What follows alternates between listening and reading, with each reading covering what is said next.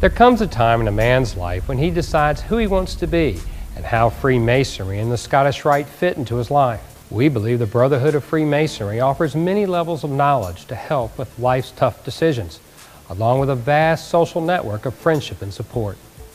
Dr. Richard Draper has had a great life, and as you will hear, it was the guidance of Freemasonry, and particularly Scottish Rite Freemasonry, that helped him make some of his life's greatest decisions. As the story begins, Dr. Draper tells of his discussions with Clarence, a Freemason. Their friendship launched the young Richard Draper on his Masonic journey. I was consumed with this desire to want to do something with my life, but I wasn't working smart. I was expending a lot of energy. I wasn't really getting where I wanted to go. I thought how I needed to. A lot of starts and stops, but I was getting there positively, but I thought there's got to be a better way. And in talking with him, he was able to, we became very good friends, and I had noticed that he had a Blue Lodge ring on, and I knew my dad and my grandfather had been Masons, and but my dad had never talked about it, of course, which you don't. You know, he had just lived his life according to Masonic principles, and started to intrigue me. I became a Blue Lodge Mason at Lodge 38 in Norman, Oklahoma. I was a senior in college then at University of Oklahoma. I began my work there in Norman and was raised. In fact, my dad raised me. And we subsequently raised my brother. I was in graduate school, was completing a master's degree in Kansas City at UMKC, and had gotten into medical school. One of the questions that they ask you in the interview process is whether or not you can afford it.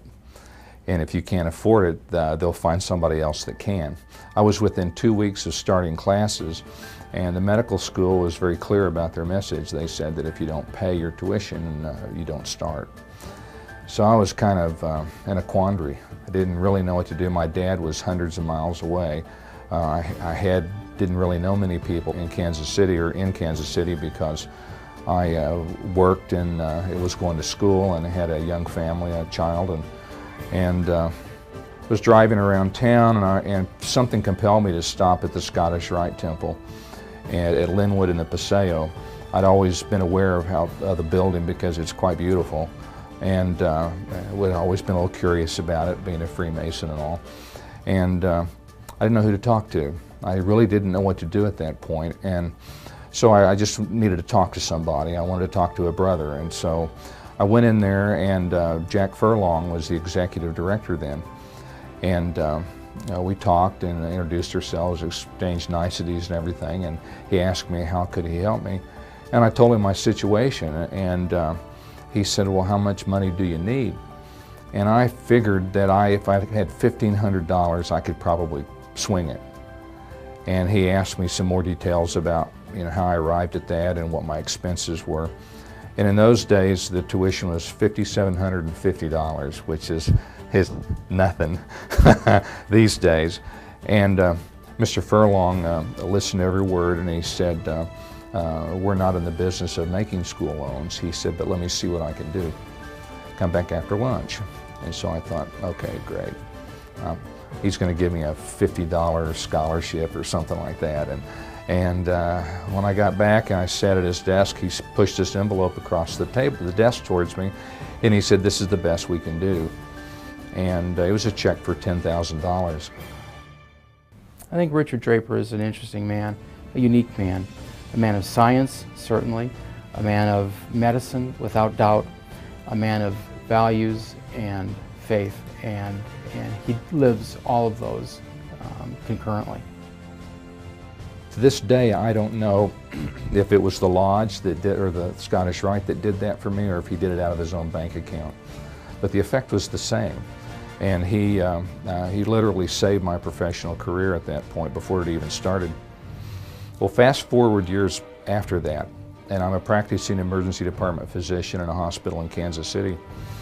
And a woman checked in who was near to death. She was very ill, and her last name was Furlong. And it's an unusual name, and I asked her if she was related to Jack Furlong, and her eyes misted up, and she said that Jack had been her son and he had died a few years before. And as it turned out, we were able to pull her back from the brink of death, and she turned around pretty well and survived. And I've always thought that Jack, that his mother owed Jack a debt of thanks, because were it not for him, I wouldn't have gotten into school, or wouldn't have been able to go to school, and his mother might not have made it. I've been in the healthcare system for about 20 years, and I've worked with many physicians, and Dr. Draper, I have to say, is one of the most compassionate physicians that I have ever met. He gets down at the patient's level. He actually feels that compassion for that patient, and it's not fake, it's real. I've seen him go out of his way to donate money or pay for a hotel room or do things for patients that it's not a normal activity for you to do here. The Scottish Rite is a perfect example of where our communities need to get back to, and that's a leader in our community, and I wish that everybody would join that and be respectful of each other and learn that it's okay to give and to not always receive. And I see that as the Scottish Rite. They are very giving people, and the biggest hearts I've ever seen. I firmly believe that we are what we think about the most, and that our inner thoughts become our words, and our words become our actions, and our actions become our behavior, and our behavior becomes our character, and our character determines our destiny. And so what you think about is what you wind up doing. It's how it's manifested. It's really quite amazing to me. But the Scottish Rite and the Freemasons have allowed me I'm living proof that it works. As you can see, there came a time in Richard Draper's life when he decided that Freemasonry and the Scottish Rite was the best way for him to become who he wanted to be. If now is your time, I invite you to contact us. You will become part of a worldwide network of men you can trust, men who are growing in character and moving forward together.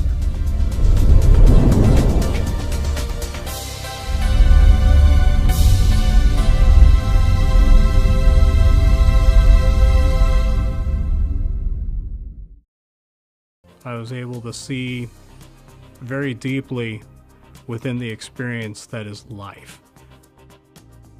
You got people who are, their early 20s, all the way through, their 90s actually. The experience that they share with each other, that never gets old. Scottish Rite is right for the man who is looking to go more deeply into the meaning of life. It's true. It's very eye-opening. It takes you to a new level as a person, and that's the important thing. You get out of this what you want to get out of it. And I feel like the people that are involved in this are not just preaching to do the right thing, they are doing the right thing. And to me, that's the true sign of an honest organization, is that they deliver. They're not just talking the talk, they walk the walk. And that's the kind of organization I want to be a part of. It's something that you don't talk about a lot. And then all of a sudden you're like, oh, well, your grandpa was a member. And you're like, what? Really? The one thing that the fraternity in general has taught me is to be more compassionate to other people, no matter their walk of life, to try to walk a mile in their shoes and understand them and be charitable to them, not just monetarily, but in time and in many other ways. I also know that it has done me better, because some of the things I've learned here about justice and equality and all of those things have helped me to deal better with my fellow man. The Scottish Rite is relevant in today's society because it imparts the principles of brotherhood, of looking for the best in people, whether Masons or not, of believing in something that is greater than all of us. It's tough to explain the different people that I have met through this organization, because they're all so unique, and I mean, they're from every walk of life, but they are truly your brother, and they want the best for you. a way of life. That's what Masonry is all about. And we teach it. Every degree is a lesson. We are this imperfect person, imperfect man, and there's always some way to improve ourselves. But you got to have the right tools for that, and I think Scottish Rite provides those tools and shows you the way to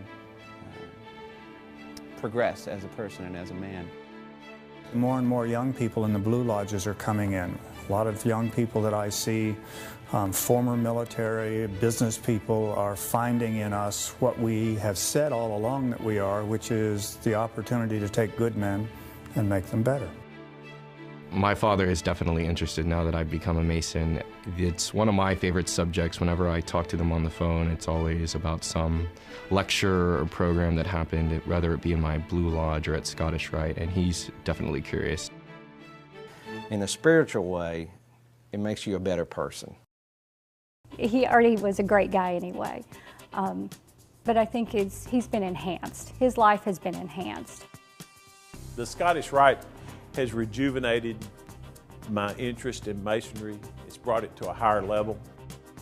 A difference that's been made in my life by being a Scottish Rite Mason has been so many people out on the road who introduce themselves as Scottish Rite Masons. They are tremendous people. They've become very good friends in my life. It's the brotherhood is the biggest difference. I would tell them that it has definitely given Ben a place to belong.